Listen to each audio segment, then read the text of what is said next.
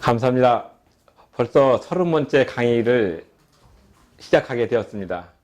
정말 여러 가지로 생각할 때 하나님의 은혜와 인도하심이 있었던 것으로 생각하고, 또한 그 일을 위해서 물심양면으로 애써주고 계시는 LGS TV 박예환 목사님과 그 사모님에게 정말 감사를 드립니다.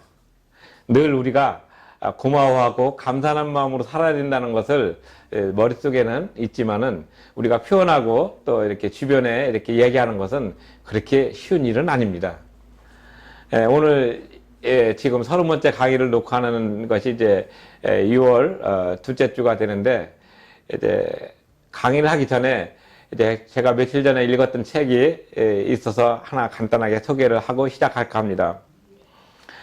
제레드 다이아몬드란 분이 대변혁이란 책을 썼습니다. 그 책의 그 부제목은 이제 뭐냐면은 이제 위기, 선택, 변화입니다.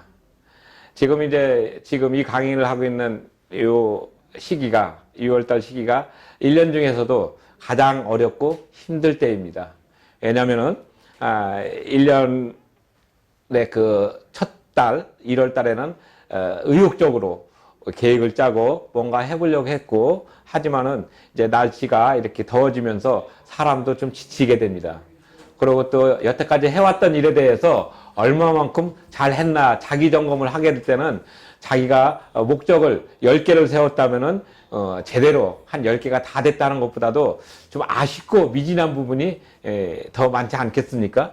물론 그렇지 않으신 분도 계시겠지만, 그래서 이제 그런 것들을 생각할 때는 좀 더 분발을 해야지 되고, 마음적으로 또 새로운 각오를 해야 되는 그러한 시기이기도 합니다. 그리고 또 1년 중 가장 날씨가 더워지는, 그리고 이제 하지가 있고, 그 다음에 이제 그 무더위와 장마가 있기 때문에 더욱더 우리의 그 심신은 지치게 마련입니다. 이런 때일수록 주변 사람들에게 감사와 고마운 마음을 표하면서 좀 더 내적으로 이렇게 흥을 돋구는 그러한 그 삶이 좀 더 현명하고 지혜롭지 않을까 생각합니다. 이 대변혁이라는 책에서 제일 처음에 핀란드라는 나라를 간단하게 소개합니다. 공교롭게도 우리 대통령도 이번에 거기에 가서 어떤 그 좋은 결과를 위해서 노력하고 있다고 하시니까, 또 그런 부분들을 해서 우리가 어쨌든 어떤 연유가 됐든 잘 될 수 있어야만이 국가가 또 그만큼 잘 되는 모습으로 나타나고, 그걸 위해서 우리 믿는 사람들은 항상 나라와 민족을 위해서 기도해야 되고, 또 나라와 민족이 복음화가 될 수 있도록 또 한 번 더 기도해야 되고, 특히 북녘 땅에서 신음하고 있는 많은 우리 동포들이 정말 우리와 다른 삶에서 고생하고 있는 것들을 기억할 때는 우리가 나름대로 기도하고 계획하고, 또 그것을 위해서 실전적인 모습으로 우리의 그 하루하루를 채워야 되지 않을까 생각합니다. 이 핀란드가 왜 핀란드를 소개하고자 했냐면은, 거기에 이제 그 세 사람의 그 위대한 지도자가 있습니다. 1930년대에는 이제 칼 구스타브 만네르 헤임이라는 그 군사 지도자가 있었고, 그 후에 이제 그 누가 나오냐면 이제 그 파시키바고 케코넨이라는 그 지도자가 대통령으로 되면서 핀란드가 상당히 어려웠다고 지지난주에 간단하게 언급을 했었습니다. 1939년도 11월 30일 날 소련이 침공해 왔을 때 핀란드는 샌드위치였어요. 그리고 또 자기를 도와줄 수 있는 나라가 있어야 되는데 없었습니다.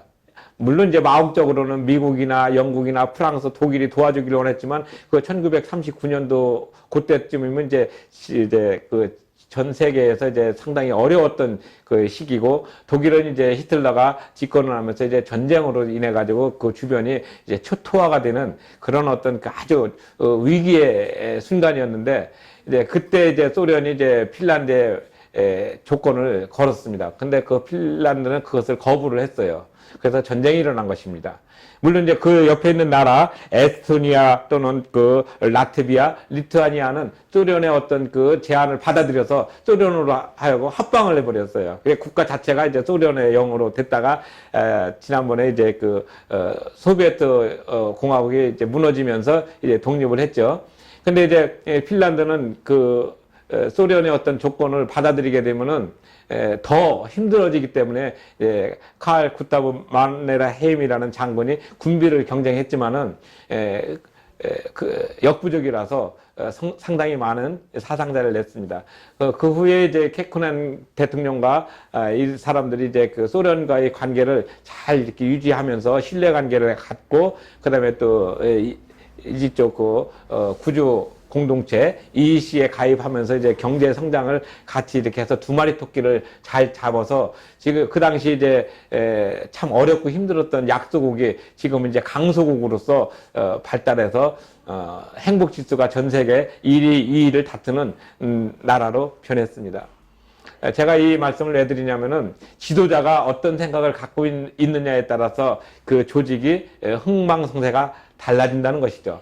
그러니까 이제 토인비가 얘기했던 대로 도전이 왔을 때 그 도전을 제대로 응징해서 극복하면은 부강한 민족으로 변하고, 그 도전을 갖다가 제대로 대응하지 못하면 멸망하는 것들을 우리가 얘기했습니다. 그래서 역사는 도전과 응전이다, 이렇게 표현한 유명한 얘기가 있지 않습니까? 그런 면에서 이 핀란드는 지도자가 자기 민족을 위해서 어떠한 그 유연성을 가지고 이렇게 했느냐, 이 참 중요한 것이죠. 그래서 우리가 어떤 얘기를 할 때는 너무 경직된 사고를 갖지 마, 좀 유연하게 좀 생각할 수 없어? 이런 얘기를 하지 않습니까? 이건 개인 간의 관계도 중요하지만 국가 지도자는 제일 중요한 덕목 중에 하나라고 봅니다. 그래서 이런 그 리더십을 제대로 갖고, 그 리더십을 가질 때도 내가 끌고 가는 어떤 그 교도 민주주의적인 사고 또는 뭐 카리스마를 가지고 있는 게 아니라 그 뒤에는 국민적인 합의를 가지고 적어도 이 정도 고통을 우리가 감내하면서 우리 미래 세대는 어떤 모습으로 이 나라를 물려줄 것인가 하는 것을 이제 고민했던 그런 것들이 핀란드 국민들에게 강하게 있었고, 그래서 그 당시 370만 명 됐던 인구 중에서 10만 명이 죽었어요. 그 10만 명이 죽었고, 그 다음에 또 8만 명 이상의 어린아이들이 스웨덴으로 피난을 갔고, 그 다음에 또 집 자체가 한 60만 채 정도가 완전히 파괴가 됐고, 그렇지만 핀란드는 소련이라는 막강한 그런 저기를 대응해가지고 유명한 스키 부대, 그래가지고 이제 지연 작전 쓰고 자꾸 이렇게 힘들게 했어요. 그래서 우리가 전쟁할 때는 우리가 네둑투라고 그 베트남에 있는 유명한 통일 전략가 있지 않습니까? 그분이 얘기했던 것이 상대방이 원하는 곳에 가서 싸우는 것이 아니고 내가 원하는 곳으로 상대방을 끌어들이고, 그 다음에 상대방이 원하는 시간에 싸우는 것이 아니라 내가 필요한 시간에 가서 대응하고, 그 다음에 상대방이 하는 방법이 아니라 내가 잘할 수 있는 방법으로 전쟁을 하면은 아주 필승을 한다. 그런 유명한 얘기가 있습니다. 마찬가지로 이것이 꼭 전쟁이란 것이 아니라 이것이 어떤 기업도 마찬가지 아니겠습니까?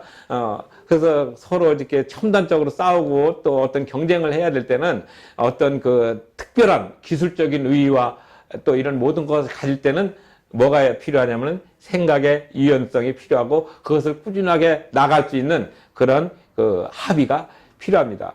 지금 이제 제가 왜 이 얘기를 했냐면은 우리 교회가 그렇습니다. 지금 교회는 많은 사람들이 어떤 얘기를 하냐면은 뭐 여러 가지 문제점이 많이 나타나니까 참 사회가 교회를 걱정해 준다, 이런 자조적인 얘기도 있지만 저는 그 얘기는 동의하지 않습니다. 오히려 우리 교회가 국권에게 이 사회를 위해서 기도하고 눈물을 흘리는 사람들이 엄청나게 더 많다는 사실, 우리는 이 좋은 점을 봐야지 됩니다. 그래서 우리가 작은 일에 너무 침수봉대하지 말고 우리의 그 길을 꿋꿋하게 나가려면은 그 교회 지도자들이 정말 중요한 어떤 유연성, 그 다음에 교인들의 어떤 총의를 모으는 어떤 합의, 그래서 그런 것을 통해 가지고 전체적으로 나가야 될 방향성을 바르게 정하는 게 중요합니다. 바로 노예도 그렇습니다. 그래서 지도자가 필요하고 중요하다는 것을 말씀드리면서 이제 그 교회의 그 정체를 말씀드리고자 합니다. 교회는 이제 대부분 이제 장로들이 합의적으로 나가는 장로들의 어떤 모습, 그러니까 대의민주주의가 있고, 그 그다음에 이제 감독 체제가 있습니다. 그래서 이제 위에 감독이 모든 것들을 이제 일사불란하게 하는 감독 정치가 있고 또 회중 정치가 있습니다. 회중 정치는 이제 그 모인 사람들의 의견을 모아가지고 그 안에서 어떤 일을 이제 합의해서 해나가는 그런 정치가 있습니다. 그리고 또 이제 가장 대표적인 것 중에 하나가 이제 교황 정치가 있습니다.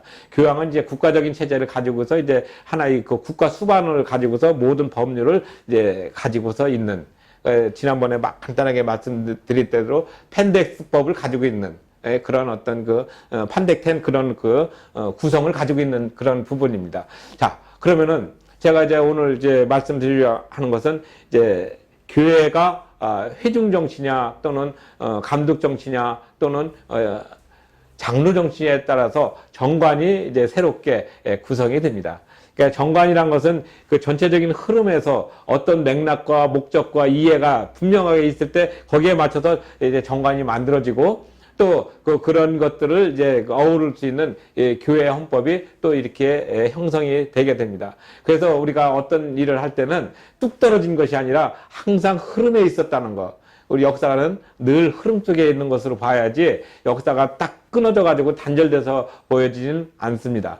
그래서 우리가 이제 교회 역사를 볼 때도 1517년 루터의 정교 개혁으로부터 이렇게 나왔지만은 그 전에 카톨릭에서 나왔던 그런 전통적인 유산도 우리가 소중히 생각할 필요가 있습니다. 혹자는 카톨릭을 이단이라고 얘기해서 카톨릭에서 뭘 볼 것이 있느냐 하면서 무시하는 경우도 있습니다. 그러나 절대로 그렇게 하는 것은 정말 위험한 생각입니다. 그리고 카톨릭의 좋은 점들도 많이 있습니다. 그런 것을 우리가 흡수해서 우리가 좋은 것으로 만들 수 있는 능력이 필요한 것이지 그런 것을 배척해서는 안 된다는 것이죠. 왜냐하면은 사도 바울과 또 어거스틴과 칼빈으로 이어지는 우리의 장로교의 정통적인 그런 교리를 우리가 보존을 하고 또 그러한 것에서 어긋나지 않는 오직 성서와 오직 말씀과 오직 성령으로 그리고 또 우리가 성경 안에서 그 모든 것들이 이렇게 용해가 되고 용광로 같은 걸로 새롭게 변모되는 것이 바로 중요한 신앙의 틀이라고 생각합니다. 그래서 이 교회 정관도 그러한 어떤 그 모습을 어긋나지 않아야지 됩니다. 그래서 어떤 그 교회 그 관계자들은 이제 정관을 만들 때 이제 민사법적으로나 형사법적으로나 이렇게 법에 지지 않으려고 만들다 보니까 결국 단어가 너무 딱딱하고 건조해요. 그래서 그런 것들이 중요한 게 아니라 교회는 사랑의 법이기 때문에 정관도 그런 그 예수님의 정신이 좀 포괄되는 그런 용어를 쓰고 그 용어 수가 분명하다 할지라도 그 맥락적인 것을 가지고 해석하고 이해하면서 전체적인 것을 어우를 수 있는 그런 포용성이 필요하다고 말씀드리고 싶은 것입니다.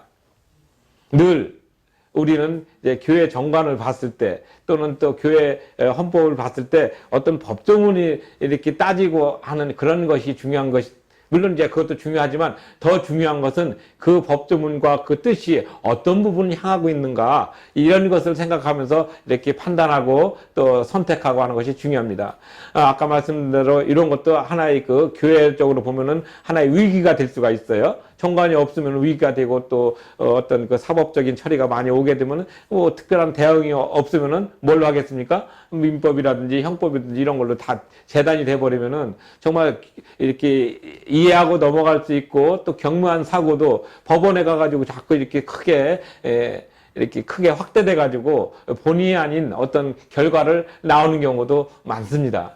그리고 또 중요한 것은 그런 이렇게 위기가 있을 때는 우리가 어떻게 해야 되겠습니까? 그걸 어떤 그 선택을 해야 되겠죠. 그래서 그 선택을 제대로 하고 그 선택함으로 인해 가지고 지금의 이런 부분에서 새로운 모습으로 변화될 수 있는 우리 삶이 또한 필요합니다. 그래서 우리가 믿지 않았을 때는 뭐 죄인의 어떤 신분에 있다가 예수님을 믿고 그다음에 이제 의인의 신분으로 이렇게 옮겨지는 그런 어떤 그 얘기가 있지만 그 부분이 눈에 보입니까? 그렇진 않아요. 그러나 우리의 생각은 그렇게 가고 있다는 것이죠. 바로 정관도 그런 부분들을 감안해서 만들어지는 것이 아주 중요하고 필요합니다. 꼭 법적으로 이런 것들이 결정이 되고 법적으로 저촉이 안 되는 것만 만드는 게 중요한 게 아니라 그 법적인 저촉이 되지 않으면서 그 안에서 예수님의 어떤 그 뜻, 예수님의 그 어떤 의지가 이렇게 풍겨나올 수 있는 정관, 그런 언어를 만들어야 됩니다. 그래서 이제 시중에 뭐 좀 다른 책이지만 뭐 언어의 온도가 있지 않느냐 해서 언어의 온도라는 책도 이렇게 보면은 거기서도 보면은 뭔가 그 사람의 마음을 감성적으로 이렇게 안아주고 이렇게 다듬어주는 그런 그 사랑의 모습을 가장 많이 표현을 했습니다. 그래서 이제 성경도 보면은 성경은 자체가 법입니다. 하나님의 법으로 계속 나와 있지만은 그 법이 다 지향하고 있는 것이 하나님, 예수님을 향해서 지향하고 있지 않습니까? 그 예수님은 우리가 볼 때 사랑은 어떤 본체시잖아요. 그러니까 우리가 그 법도 사랑의 법이라는 것을 전제하고 나서 이제 부분적으로 활동하는 그 절차적인 것을 얘기해야 되는데 이 사랑이라는 것은 너무나 당연하기 때문에 저쪽에다 놓고 이걸 가지고 막 따지면은 소위 본질이 이렇게 바뀌는 그런 모습이 되지 않겠습니까? 그래서 우리가 이제 이런 정관이라든지 또는 교회 정치라든지 또는 교회 정치를 이렇게 채택하고 있는 어떤 그 체제 이런 것들을 이제 잘 이해를 해야지 됩니다. 그래서 내가 장로교인인가 또는 내가 성결교인인가 또는 순복음교인인가 또는 감리교인인가 또 침례교인인가 이런 그 어떤 그 교단의 어떤 그 속해 있으면 그 교단에서 어떤 부분을 더 중점적으로 강조하고 있느냐 아니 이런 것들을 또 조금은 이해할 필요가 있습니다. 물론 그런 걸 다 이해하면서 신앙생활 해라 그런 건 아니지만 자연스럽게 아 내가 그래도 장로교인이 되니까 이런 부분은 좀 해야지 되겠어. 아, 내가, 감리교인이니까 감리교의 그 어떤 그, 절대 무사라든지, 절대 정직이라든지 하는 메소시스트라는 어떤 그, 규율은 내가 좀 지켜야 되지 않겠어? 그러면 다 똑같습니다. 그러나 똑같지만은 행동하는 방법에 있어서 조금 더 주안점을 두는 부분이 있다는 얘기죠. 마찬가지로 감독 정치 또는 교황 정치 또는 회중 정치 또는 장로 정치 하는 이런 정치에 따라서 그 정관과 교단 헌법이 또 이렇게 어느 정도 이렇게 틀이 만들어지기 때문에 그런 것들을 제대로 알고 있게 되면은 어떤 분쟁이 일어났을 때 어떤 의견의 그 다툼이 있었을 때는 그 어떤 전체적인 맥락 속에서 이해할 수 있는 단초가 된다는 것을 말씀드리는 것입니다. 그래서 우리가 이제 이런 것들을 이제 중요하게 생각하지 않고 그냥 교회를 다녀. 뭐 이렇게 얘기를 하면은 교회 다니면 모든 것들을 다 이렇게 수용하고 하는 걸 이제 우리가 함축해서 얘기를 하고 있지만은 이제 좀 구체적으로 따져보면은 서로 다른 의견이 많음을 알 수가 있는 것입니다. 그래서 우리가 어떤 교단을 선택하고 어떤 교회를 선택하든지 간에 그거는 예수 그리스도를 향해서 나가고 있는 것은 분명합니다. 그러나 그 분명한 것을 가는 방향 또 방법은 다 다릅니다. 그래서 이런 다양성을 인정하고 그 다양성 속에서 생각을 유연하게 가져야 되는 것이 바로 개개인의 어떤 모습입니다. 왜냐하면은 교회는 지도자가 특정하게 있는 것이 아니라 교회에 나오시는 분은 다 한 분 한 분이 다 지도자입니다. 그래서 우리 교회는 이제 그 디아스포라라고 해서 예수를 믿는 사람이 이제 떨어져 나가면은 이제 이렇게 나누어지는 교회로 표현하기도 합니다. 왜? 우리 몸 자체는 예수님이 내 몸에 있는 성전이기 때문에 내가 곧 교회가 되고 또 예수님을 모신 몸이 되기 때문에 믿지 않는 쪽에 갔을 때는 내가 곧 교회의 어떤 기능을 담당하기 때문에 그렇습니다. 그래서 미지 세계나 또는 또 오지에 가서 예수님을 모르는 사람한테 선교사가 파송해서 간다면은 그 선교사가 가는 거라고 얘기하지만 그 선교사의 마음속에 예수님이 좌장해서 있기 때문에 그 교회가 그쪽으로 파송되고 간다는 그런 의미로 봅니다. 그래서 그 선교사가 가게 되면은 그 선교사가 활동할 수 있는 모든 것들은 또 이렇게 본국이나 또 파송한 그 교단에서 아낌없이 지원을 해주는 것이 바로 그런 이유입니다. 물론 이제 자비량으로 하는 경우도 있지만 또 그런 관점도 있다는 것을 이해를 하셔야 됩니다. 그래서 교회가 하나의 교회가 이루어질 때는 각 사람마다 다 그 고유한 것이 있기 때문에 한 사람 한 사람이 다 소중한 것이지 전체 그룹에 이렇게 하나로 되는 것은 아닙니다. 그래서 교회의 어떤 정체를 얘기할 때는 또 우리 그 교단헌법에 나올 때로 교회의 자기 이해가 나올 때는 바로 그런 부분입니다. 그래서 이제 우리가 왜 교단헌법이 필요하고 왜 노예 규칙이 필요하고 왜 정관이 필요하냐 바로 그러한 그 개념적인 것 그런 가치를 정확하게 알고 이해할 때 그런 것을 이제 전제로 나갈 때 우리는 교인으로서 자부심을 갖고 사회에 나가서 어떤 활동을 하더라도 내 안에 예수 그리스도의 모습이 있기 때문에 좀 더 바른 생활 그리고 도덕적이고 윤리적인 생활뿐만이 아니라 영적으로 충만한 그런 모습이 전제되고 있기 때문에 그렇습니다. 그래서 교회는 누구라도 다 평등하고 똑같이 정말 이렇게 평가를 받아야 되지, 저 사람은 장로니까, 저 사람은 뭐 목사니까, 저 사람은 뭐 권사니까, 또는 저 사람은 집사니까 특별 대우를 받아서는 안 되는 것입니다. 근데 우리는 이제 교회 직급을 가지고 무슨 계급처럼 생각을 해가지고 좀 우월한 어떤 그 대접을 받으려고 하는 경향이 많이 있고, 그것이 어느 정도 고착화된 것 같습니다. 이제는 21세기 교회에서는 바로 그런 의식은 이제 좀 접어둬야 될 때가 아닌가. 그런 것들은 저쪽 창고에다 집어넣고 이제 새롭게 정말 한 사람 한 사람의 인격이 서로 부딪힐 때는 동등하게, 정말 내가 장로다, 목사다, 또는 집사다, 권사다 이런 것이 아니라 똑같은 예수님 안에서 한 형제, 한 자매로서 서로 이렇게 대해야 되는 것이 바로 이제 21세기 선교를 가는 그런 지향점이 아닐까 생각을 합니다. 그래서 그런 것들을 만들어주기 위해서, 그런 것들을 제도적으로 하기 위해서 바로 교회법이 필요한 것이고, 또 교회 정관이 필요한 것입니다. 그리고 교회 정관이 필요했는데 그 정관에 담아야 될 내용이 무엇이냐? 바로 그러한 것들이 어떤 정체 속에 있는가? 장로 정체인가? 감독 정체인가? 또는 순복음 정체인가? 이런 그 교회의 정체가 필요하고, 그 안에서 또 기능하고 있는 그 각 개인들은 또 어떤 모습으로 또 신앙생활을 영위해 나가야 될 것인가 하는 이런 그 여러 가지 일들, 그런 것들은 뭐 따로따로 띄어져서 그런 게 아니라 한꺼번에 복합적으로 들어오는 것을 온몸으로 받아내기 때문에, 제가 이제 이 책 37쪽에 있는 대로 시대를 안고 가는 담지자라는 표현을 바로 썼습니다. 그래서 우리가 한 사람 한 사람이 예수 그리스도를 영접하고 살아가기 때문에 예수님과 나와는 1대1의 관계지, 예수님과 우리 가족 전체, 또 뭐 예수님과 우리 교회 전체, 이런 그룹적인 것은 아닙니다. 그래서 우리가 표현하는 것이 바로 인격적으로 만나는 예수. 그래서 한 사람 한 사람이 소중한 것이라 생각했습니다. 예수님도 마찬가지로 의인 99명보다 죄인 한 명이 나한테 오는 것이 더 소중하다고 얘기한 것은 바로 나를 영접하는 그 한 사람의 소중한 것, 이것은 많이 비유가 되어 있습니다. 뭐 양 99마리 그런 비유, 10 드라크마 뭐 이런 비유, 다 이것은 뭐냐면 한 사람 한 사람이 전체란 얘기죠.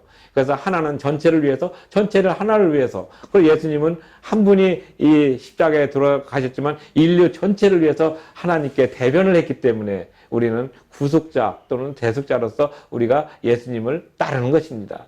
만약에 예수님이 어떤 특정한 사람만 위해서 이렇게 대신 십자가에 졌다면은 뭐 우리하고 무슨 관계가 있겠습니까? 벌써 2000년 전에 일어났던 사건, 그때는 난 태어나지도 않았었는데, 이렇게 생각하는 경우도 있죠. 그러나 그러한 것들이 아니라 예수님은 온 인류를 대표해서 하나님께 우리를 구원의 길로 인도해 주셨기 때문에 중보자라는 용어를 쓰게 되는 것입니다. 늘 우리가 이런 그 신학적인 교리, 이런 것들이 법적으로만 건조하게 있는 것이 아니라 정관에서 따뜻하게 그런 것을 감싸야지 됩니다. 현대인들은 많은 사람들이 그 재산권 다툼으로 인해서 지난번 교단마다 헌법책 만드는 걸 보니까 다른 것들은 다 거의 비슷하게 있는데, 예를 들어서 500페이지면은 한 120페이지 정도는 뭐 이렇게 교리라든지 또는 또 원리라든지 또 절차법이라든지 이렇게 있는데, 권징 부분은 뭐 처음에는 권징 부분도 한 20페이지 내지 30페이지밖에 없었는데, 그것만 한 50페이지 이상으로 늘어버렸어요. 왜냐하면 이제 사회생활을 다양하게 하다 보니까 다양한 사례의 어떤 그 재산권 다툼이 나다 보니까 그러한 것들을 사례별로 이렇게 적다 보니까 조문이 많이 늘었어요. 제가 처음에는 법조문은 단순해야 된다. 또 법조문 단순한 것뿐만 아니라 또 포괄적으로 나타날 수 있어야 된다. 그렇게 표현하지 않았습니까? 근데 이제 그런 부분들이 이제는 많이 사라졌어요. 왜냐면 이제 다양한 사람들의 어떤 뭐 생각하지도 못했던 어떤 그 사례들이 나타나면서 그거를 갖다 규율하고 또 어떤 규범으로 만들다 보니까 조문이 막 이렇게 늘어나 버렸어요. 그래서 이제 권징 부분이 이제 사실은 이제 어떤 부분이냐면 뭐 그 웨스트민스터 신앙 고백, 그다음에 또 대소 요리 문답, 그다음에 또 교회 정치, 또 이렇게 해서 간단하게 있었던 부분이 있고 권징이 그렇게 있었는데 지금은 이제 이 부분에 다 합해도 이 부분에 한 3분의 1밖에 안 될 정도로 분량이 방대해진 것을 느낄 수가 있었어요. 그래서 이제는 교회가 이제 그런 부분들에 중점을 두는 것이 아니라 어떤 정체 속에서, 정체란 것은 이제 아까 말씀드린 장로교냐 또는 감독이냐 또는 교황이냐 또는 회중이냐 뭐 이런 그 정체 속에서 어떤 그 방향성을 가지고 교회 헌법이 만들어졌고 그 교회 헌법의 그 범주 안에서 지교회가 만들어졌다 하는 것을 얘기하는데 거기에 쓰이는 법조문이 너무 법망을 피하는 또는 법을 이렇게 저축이 안 되는 그런 게 치중하는 것이 아니라 하나님의 법이 포괄적으로 표현이 되면서 그걸 만들어낼 수 있는 그런 고민을 해야지 되는데 이제 지금은 그런 고민이 조금 사라졌어요. 왜냐하면 건징이라는 부분이 나오면서 민사적으로 모든 것들을 해결하려고 하는, 그래서 끄떡하면은 뭐 이렇게 손해배상 청구를 한다든지 또는 뭐 명예훼손을 한다든지 해서 자꾸 그렇게 만들어지니까 이 교회법이나 교회 정관이 이제 국가법 형태로 이렇게 자꾸 이렇게 귀속이 되는, 그래서 이제 교회 고유한 어떤 문화와 또 전통이 많이 희석되는 그런 경향이 있습니다. 그리고 또 모든 것들도 이제 교회의 어떤 그 전통과 어떤 좋은 뭐 그런 모습보다는 뭐 이렇게 정관을 자의적으로 만들려고 하는 그런 경향도 있어요. 한 예를 들어서 목사님이 6년 동안 심우하고 1년 동안 이제 안식하고 난 다음에 이제 오셔야지 되는데 그 안식할 때 이제 신임 투표를 해가지고 허락을 해서 허락을 하면은 그 다음에 목회를 하고 그렇지 않으면 이제 다른 데로 가야지 되는 그런 조문을 만든다든지 또 그러니까 이거 목사만 만들면 되겠느냐? 그 장로도 또 신임 투표를 또 만들어요. 또 이런 경우도 있고 또 어떤 경우는 이제 당회를 없애요. 당회를 없애고 대신 이제 교회 뭐 운영위원회 또는 교회 실행위원회를 만들어요. 그러면 이제 그걸 왜 만드냐고 내가 가서 물어봤더니 교인들의 어떤 권익을 보호하기 위해서 만듭니다. 그래서 그래요? 그럼 그 구성원이 어떻게 됩니까? 그랬더니 이제 그 정관에 보니까 당회원에서는 이제 목사 한 사람, 장로 한 사람, 그 다음에 이제 그 기관장에서 3사람, 그 다음에 청년회 회장, 그 다음에 또 이제 안수집사나 또는 권사에서 한 사람씩 이렇게 올렸어요. 그러니까 가만히 보니까 9명인데 9명에서 장로를 빼고 나머지는 임명을 누가 하냐면은 목사가 하게 됐어요. 그러면은 이게 뭐 민주적이고 한다 하지만은 결과적으로 이렇게 내용을 뜯어보면은 목사의 어떤 그 독재적인 어떤 모습을 더 강화시켜주는 아주 이상한 운영회를 만들었어요. 그래서 제가 또 질문을 했죠. 이렇게 되면은 뭐 청년회장이나 또는 그 기관장, 예를 들어서 중고등부 부장 또는 청년부 부장 또는 유튜브 부장 이런 분들은 다 그래도 목사가 임명을 하는데 이 사람들 투표로 뽑지 않지 않느냐. 그 목사가 임명을 하고 그 회에서 어떤 그 부장이 왔는데 그 부장이 마음에 안 들면 다른 사람 하면은 목사의 입김이 더 크게 되니까 오히려 이거는 독재를 더 강화하는 게 아니냐. 그랬더니 뭐 그렇게 하겠어요. 뭐 양심에 의거해야죠. 이렇게 하면서 이제 얼버무리는 그런 대답을 2번이나 들었어요. 그래서 제가 그래서 또 질문을 했죠. 그러면 이게 좀 이렇게 전체적인 흐름에 어긋나고 교단헌법에 당회가 분명히 있고 노예 규칙에서도 당회란 부분은 이렇게 있어서 총대를 뽑을 때나 또는 노예 구성원에서는 이제 목사와 장로가 어떤 교단에서는 이제 동수로 한다. 어떤 교단은 이제 뭐 한 30%만 넣는다. 이런 그 규정이 있는데 그럼 그 당회가 없으면 그 당회는 누가 갑니까? 그럼 한 사람 있는 사람만 붙박이로 가야 됩니까? 만약에 그 사람이 유구가 돼가지고 저쪽 어디 뭐 외국으로 뭐 한 1년이고 2년이고 사업자 갔을 때 그럼 그때는 당회를 못 하겠네요. 그랬더니 이제 그런 예외적인 경우가 있겠어요? 이렇게 좀 얘기를 했어요. 그러니까 뭐냐면은 이제 그런 어떤 교단 헌법에서 어긋나는 정관을 교회 자체적으로 어떤 민주적이고 독립적인 운영이라는 부분으로 만들다 보니까 결국은 이런 모순점이 생기게 됐어요. 그래서 일단은 의결을 했으니까 교인총회에서 의결을 했으니까 이제 따르고 불합리하면 고치죠. 이렇게 하는 얘기를 들었습니다. 바로 그렇습니다. 바로 이제 당회와 또 재직회와 또 이렇게 공동회가 정말 중요한 것을 이제 우리가 평소 때 아마 교육을 많이 안 한 탓이 아닐까 그런 생각이 듭니다. 그리고 이제 재직해도 이제 대부분 보면은 어떤 일을 이제 꼼꼼하게 따지고 잘 이렇게 해 나갈 수 있는 이런 것 자체가 사실은 정치행위입니다. 왜냐하면 여러 사람들이 모여서 어떤 일을 하는 그런 모습들. 그리고 또 가정도 그런 부분이 있어요. 아버지의 권한과 어머니의 권한이 있고 또 자녀들의 권한이 있고 서로 이렇게 어울려가지고 이렇게 하나의 선을 이루고 보람을 느끼는 그런 부분들을 우리가 이해를 해야지 됩니다. 그것이 좀 확대되면은 이제 직장이 되고 더 확대되면 하나의 사회가 되고 더 확대되면 국가가 되고 더 확대되면 전 세계가 이제 그런 흐름 속에서 서로 나가는 것입니다. 그래서 아까 처음 책을 소개했듯이 우리가 어떤 변혁적인 삶, 변동적인 삶을 살고 있는데 거기에서 제일 중요한 것은 분명한 어떤 갈등과 다툼이 있는 그런 위기가 있을 때 그것을 유연하게 받아들일 수 있는 어떤 사고, 그 다음에 그걸 통해 가지고 더 나은 어떤 모습으로 나갈 수 있는 것. 이건 이제 법 철학에서 얘기한다면 이제 칸트 철학에서 태제가 있으면은 그 안티태제가 있고 그 다음에 신태제가 있어요. 그러니까 어떤 그 주제가 있으면 그 주제에 반대되는 것이 있고 그 주제에 반대되면 합의해 가지고 새로운 것이 나와요. 그럼 그 새로운 것도 또한 또 서로 반대가 되는 부분이 있겠죠. 그래서 항상 피라미드 형태로 계속 발전해 나가고 또 어떤 분은 이제 그 나선형으로 해서 이제 계속 이렇게 발전한다고 하는 경우도 있어요. 이건 이제 경영학에서 보면 이제 플랜 투 C 또는 플랜 투 체크라는 걸로 해서 나선형으로 계속 발전하는 그런 모습으로 나갑니다.